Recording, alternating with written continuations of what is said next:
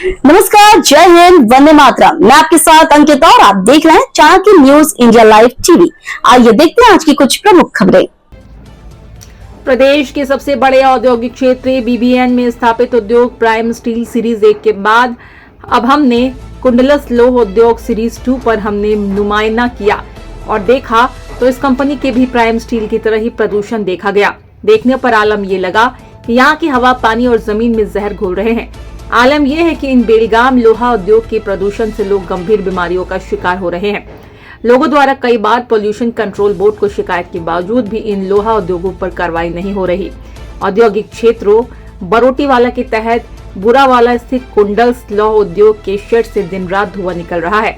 इस उद्योग की चिमनी लोगों ने कभी जलती नहीं देखी, जिसके चलते उद्योग के शेड से निकलने वाले धुएं ने लोगों को परेशान कर रखा है। नमस्कार, रजनीश ठाकुर।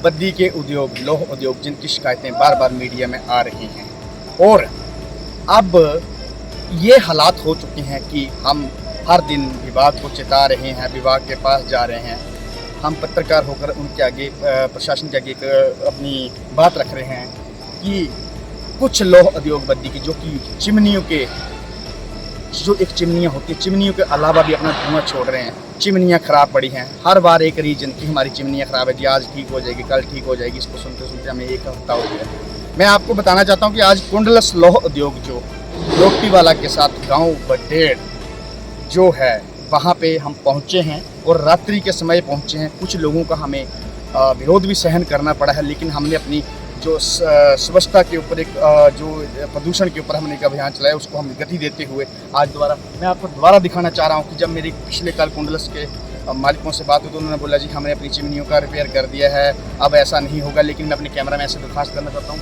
कि ये जो धुआं है, आपको लगता है, अपने कमेंटों के जरिए बताएं किसकी कमियां हैं। ये जो धुआं बाहर जा रहा है, अगर ये चिमनी के अंदर होता तो इतना बड़ा नुकसान ना होता, लेकिन चिमनियों की जो गति होती है, जो कंपनियों का एक रूल ऑफ रेगुलेशन बने होते हैं, उनके जो मानक होते हैं, उनके ऊपर ये कंपनियां खरा नहीं उतर रही हैं। हमने प्रवीण गुप्ता जो एक्शन प्रदूषण बोर्ड बद्दी के हैं, उनके साथ बार बार आग्रह किया कि ऐसी कंपनियों से लोगों को निजात दिलाओ, ऐसी कंपनियों से कि इस 8-10 किलोमीटर एरिया को बचाओ। लेकिन विभाग के अधिकारी के नीचे कान तक जूं नहीं रेंगती है, वो हालात हो गए हैं। या तो अधिकारियों को फ़ोन करो जी हम शिमला हैं, हम चंडीगढ़ हैं, हमारे जेई से बात कर लें, हमारे एसडीओ से बात कर लें। सीपीएस साहब की पिछले कल ही एक मीटिंग हुई, उसमें प्रदूषण वालों को एक बड़ी सख्त चेतावनी दी गई, लेकिन उसके बावजूद भी आज भी ये जो कंपनी के मालिकों की झूठ के पुलिंदे थे वो देखने को मिल रहे हैं। और आप देख सकते हैं अभी भी कैसे धुआं चल रहा है। तो ये धुआं हमारे ही लोगों को हानिकारक है, ये हमारे ही समाज को खा रहा है। हम इस अभियान को गति देते हुए चल रहे हैं, हमें आप लोगों का भी सहयोग चाहिए और हम आए दिन इन कंपनियों की कवरेज करेंगे, चाहे हमें किसी भी विरोध से गुजरना पड़े।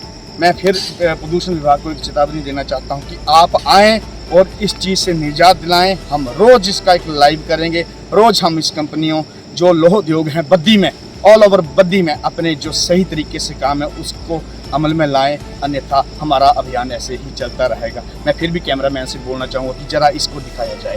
तो इन्हीं शब्दों के साथ मैं धन्यवाद भी करता हूं और मेरे जो साथ जुड़ेंगे उन लोगों के भी हमें व्यू चाहिए, हम आपका कैसे सहयोग कर सकते हैं उसके ऊपर भी आप हमें बताएं।